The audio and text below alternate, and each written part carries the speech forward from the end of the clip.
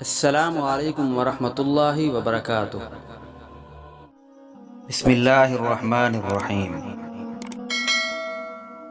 سعد رضی اللہ تعالی عنہ سے مروی ہے، کہتے ہیں کہ ہم نبی صلی اللہ علیہ وآلہ وسلم کے پاس بیٹھے ہوئے تھے۔ آپ صلی اللہ علیہ وآلہ وسلم نے فرمایا، کیا میں تمہیں ایسی دعا نہ بتاؤں کہ جب تم میں سے کسی شخص کو کوئی تکلیف یا دنیا کی کوئی آزمائش پہنچے اور وہ یہ دعا کرے تو اس کی پریشانی دور ہو جائے۔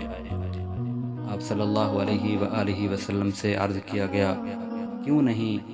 آپ صلی اللہ علیہ وآلہ وسلم نے فرمایا، مچھلی والے یعنی یونس علیہ السلام کی دعا ہے، لا الہ الا انت سبحانک انی کنت من الظالمین۔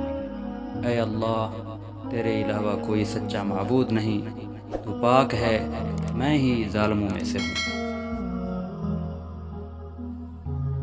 ابو ہریرہ رضی اللہ تعالی عنہ سے مروی ہے کہ نبی صلی اللہ علیہ وآلہ وسلم نے فرمایا، لا حول ولا قوت الا باللہ، کثرت سے پڑھا کرو کیونکہ یہ جنت کے خزانوں میں سے ایک خزانہ ہے۔